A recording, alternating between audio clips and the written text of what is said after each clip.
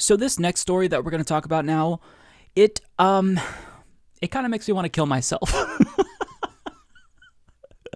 Because it's so stupid. Like, you'd think it's a parody, but it's real because of course it is. So because we live in a late stage capitalist society, the concern with income and wealth inequality, at least among the ruling class, isn't that working class people have so little as a direct result of them having so much.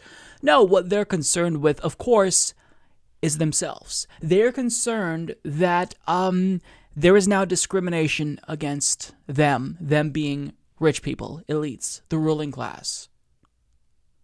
Yes, discrimination and prejudice, if you will, against rich people is now a thing that rich people have introduced into the world.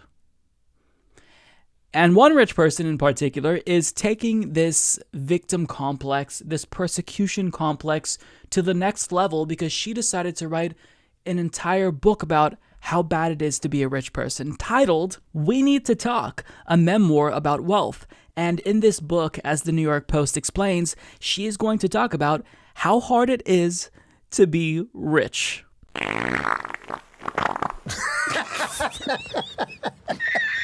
Sure, Jan.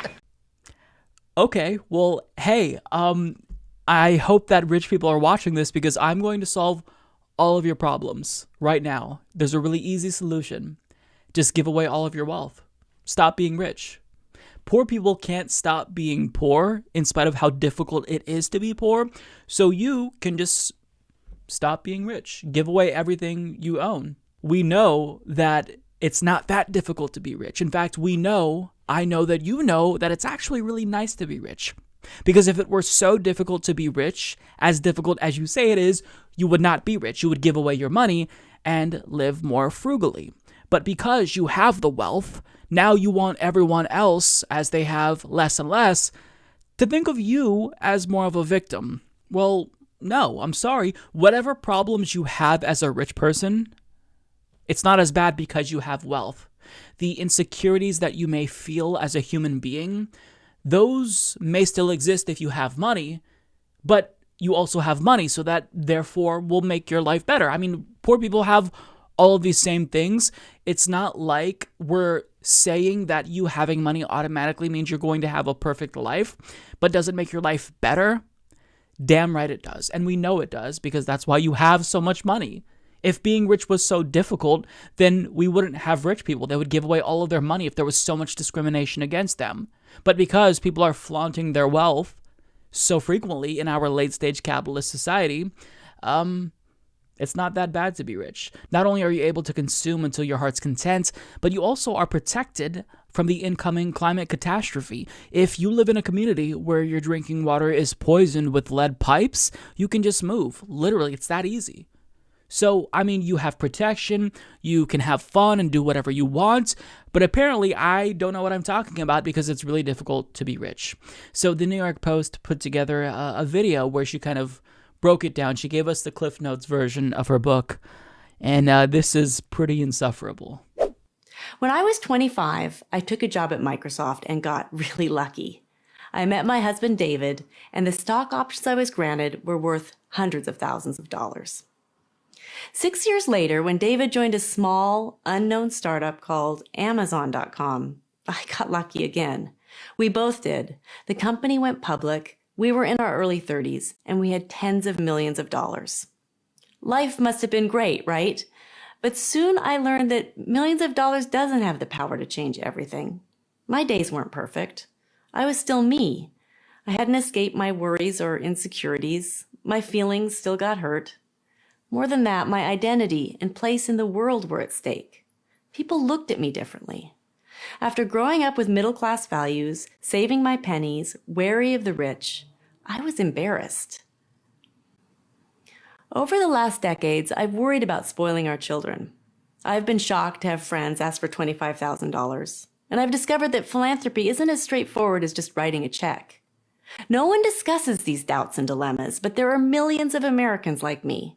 By the end of 2016, 11 million U.S. households had a net worth of $1 million. And that's not including their homes. The numbers are growing, too. By the end of 2017, the number of millionaire households had increased by over 600,000. And most with wealth are new to the experience. 8 out of 10 grew up middle class or poor. Many books offer advice on how to get rich. Some inspire us with a fantasy of being rich. Others poke fun at the rich. For the first time, We Need to Talk offers an honest look at what it's really like to be rich. I'm not an economist or a politician.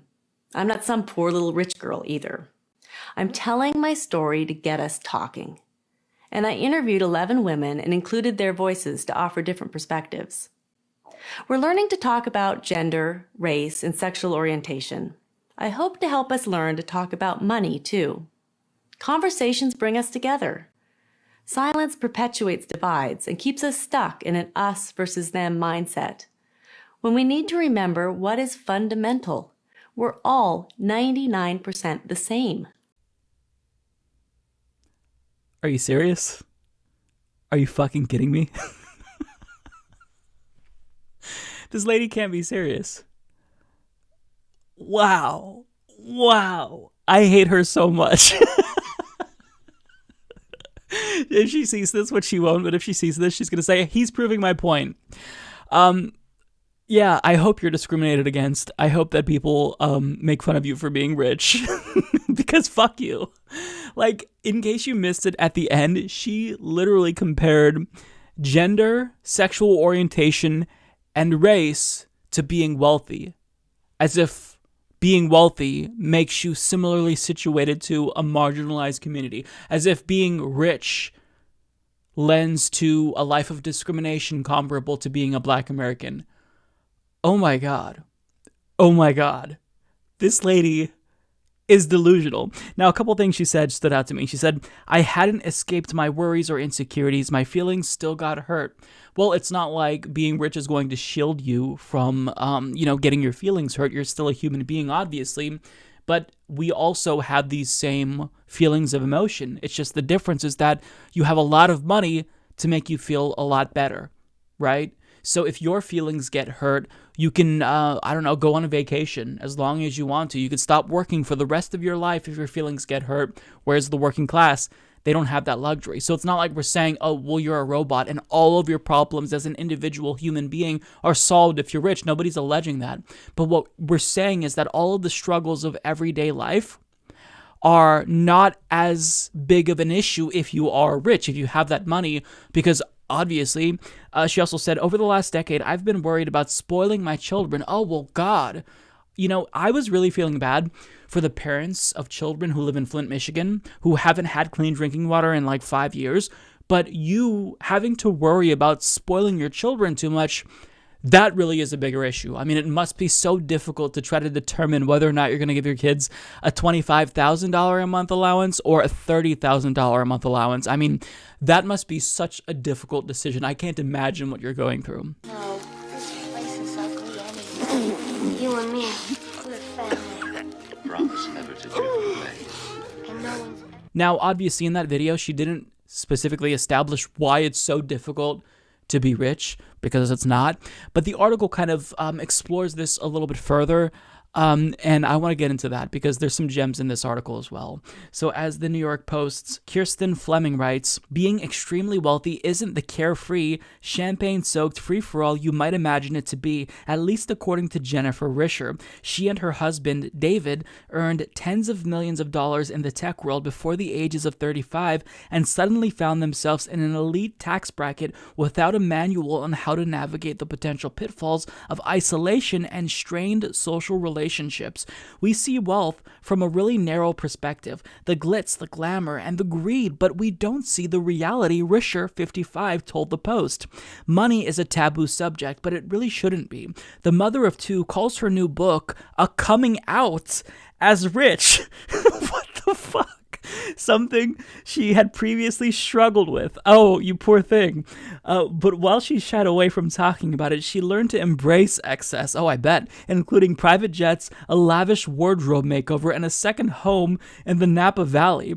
Still, Risher, who grew up with frugal parents, began worrying about the impact money was having on her children. The family started flying commercial, with our 6-year-old wondering if we were taking a private jet, and our 4-year-old questioning whether we were flying international first class. I believe something had to change, she writes. Wealth also complicated her social life and family relationships until she learned to open up. One friend almost didn't invite her family to her Cirque du Soleil show because the pal worried they'd only be happy with front row seats. That shocked me, and I felt so horrible for her to think about the finances. Her friendship meant more to me than front row seats. This is so stupid. That conversation also made me more aware of how out of touch I could be, said Risher. A yearly gift of $20,000 she had given to her brother also created ill feelings. She felt... This is so stupid. She also felt he was unappreciative, but she later learned he simply felt awkward. We were able to connect as two people who loved and trusted one another. Risher believes it's more important than ever for the rich to start talking about money. Our silence keeps the status quo in place and keeps us from examining our relationship with money. It keeps us in our bubble and unaware. It keeps us stuck in that us versus them mindset, she said. Still, to this day, I drive around the block looking for free parking, said Risher. I will say, come on, just park in a lot or pay an ATM fee. It takes a conscious shift to remind myself. Wow. Well, I'm sure that all of the poor people in that area really appreciate you taking up one of the few free parking spaces available so you can feel more humble. I mean, this is insane. This is insane. So your pitch to us is that it's hard to be rich. Here are the issues. And this is exactly what I would expect the only issues rich people deal with would be. Oh, well, I gave my brother $20,000 and he didn't seem appreciative, but it was awkward. I mean, what do you want him to do?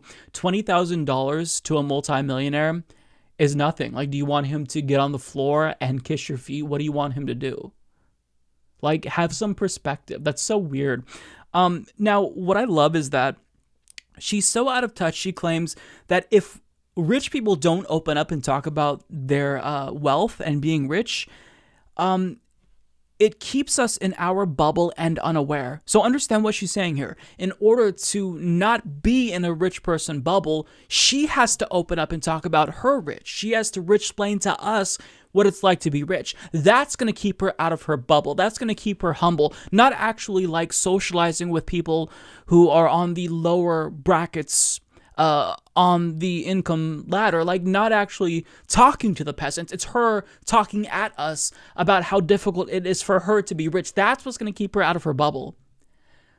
Lady, you're delusional. And she literally is co-opting the language of social justice to apply it to her lifestyle as a millionaire, saying how difficult it was for her to come out.